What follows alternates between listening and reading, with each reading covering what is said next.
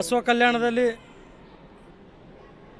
12, 13, 14 ಜಮಾತೆ ಇಸ್ಲಾಂ ಹಿಂದ್ ವತಿಯಿಂದ ಇವತ್ತೇನು ಕುರಾನ್ ಪ್ರವಚನ ಆಯೋಜನೆ ಮಾಡಲಾಗಿದೆ. ಈ ಒಂದು ಸುಂದರ ಪ್ರವಚನ ಕಾರ್ಯಕ್ರಮದಲ್ಲಿ ಇದು ಒಂದು ಅಣ್ಣ ಬಸವಣ್ಣನವರ ನೆಲ, ಮೊಹಮ್ಮದ್ ಪೈಗಂಬರವರು ಮತ್ತು ಅಣ್ಣ ಬಸವಣ್ಣನವರು ಒಂದೇ ಸಂದೇಶವನ್ನು ಸಾರಿದ್ದಾರೆ.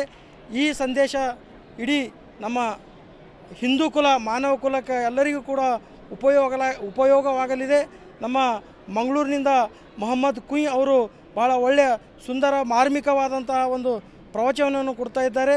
ಈ ಒಂದು ಪ್ರವಚನದ ಸದುಪಯೋಗವನ್ನು ಬಸವ ಕಲ್ಯಾಣ ಅಷ್ಟೇ ಅಲ್ಲ, ಎಲ್ಲ ಸುತ್ತಮುತ್ತಲಿನ ಎಲ್ಲ ತಾಲೂಕಿನಿಂದ ಬಂದು ಈ ಒಂದು ಪ್ರವಚನದಲ್ಲಿ ಭಾಗಿಯಾಗಿ ತಾವು ಕೂಡ ಈ ಒಂದು ಪುಣ್ಯ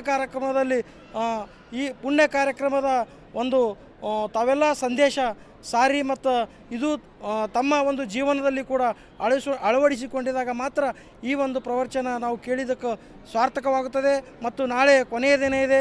ಆ ಕೊನೆಯ ದಿನದಲ್ಲಿ ತಾವೆಲ್ಲ ಸುಮಾರು 5, 6, 10 ಸಾವಿರ ಜನ ಸುಮಾರು ಜನ ಇಲ್ಲಿ ಕಾಣಿಸ್ತಾ ಇದ್ದಾರೆ.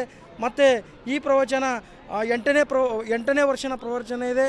ಪ್ರತಿ ವರ್ಷ ಮೊಹಮ್ಮದ್ ಕುಯ್ ಅವರ ಒಂದು ಸಂದೇಶ ಇಡೀ ಜಗತ್ತಿಗೆ, ಮಾನವ ಕುಲಕ್ಕೆ ಉಪಯೋಗ ಆಗಲಿ ಅಂತ ಹೇಳ್ತಾ ನಾನು 2 ಮಾತನ್ನು ಮುಗಿಸ್ತೇನೆ. ನಮಸ್ಕಾರ.